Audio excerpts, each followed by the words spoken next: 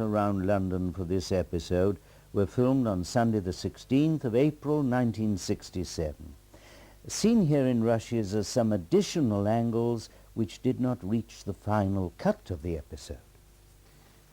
When number 6 gets back to his London home, he is surprised to find that another person is in residence and who also is in possession of his cherished Lotus 7 sports car.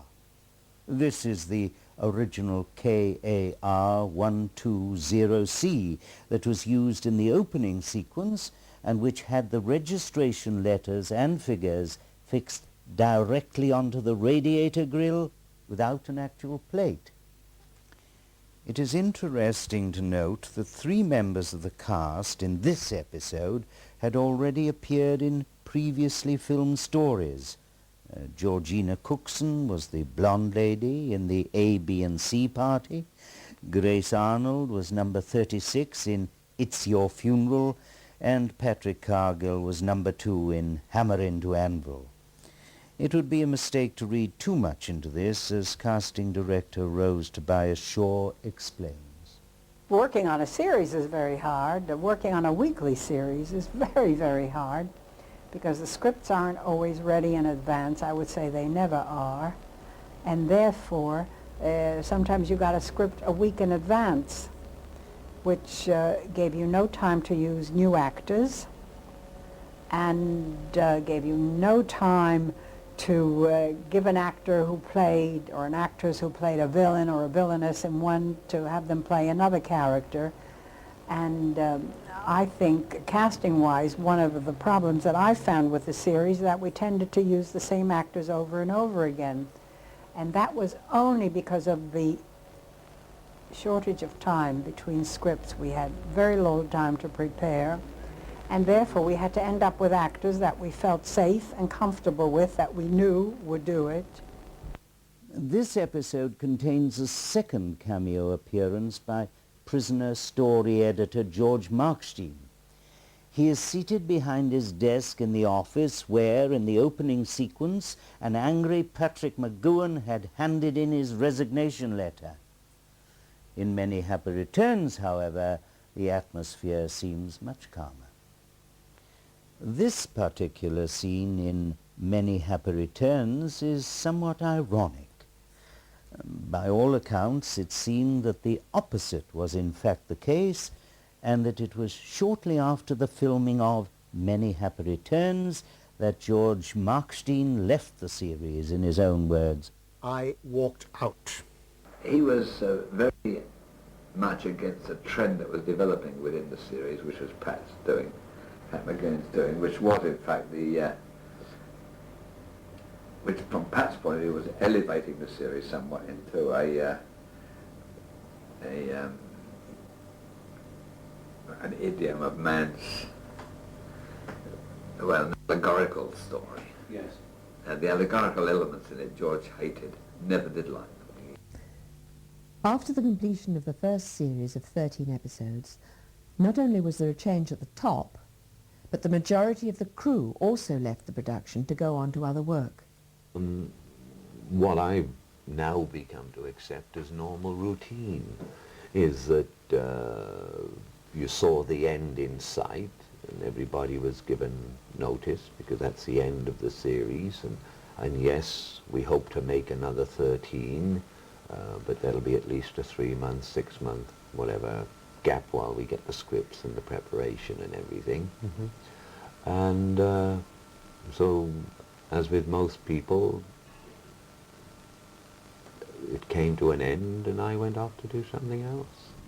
With the departure of the story editor and key members of the original crew, this particular point in the series marked a distinct change of gear.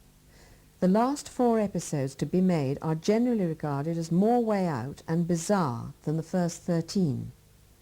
Continuity lady on the first series, Doris Martin, had left The Prisoner, but because she was still working at MGM on a different production, Doris was able to keep in touch with the progress of the series through her successor, Phyllis Townsend. I did say And then they stopped, and you know, that was the end, and they said, we're going to do the others later on. Well, I was offered another series almost immediately, and I went on it, and when they started doing the other 4, I wasn't free, I couldn't do it. But Phil, who did it, was a great friend of mine, and they were still being made at, must have been MGM.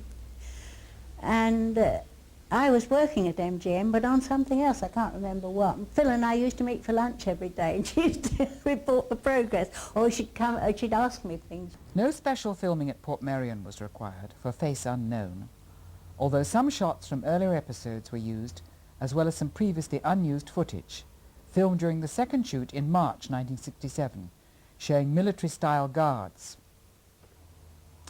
From the very beginning of this episode, there are significant differences to the well-established opening sequence format.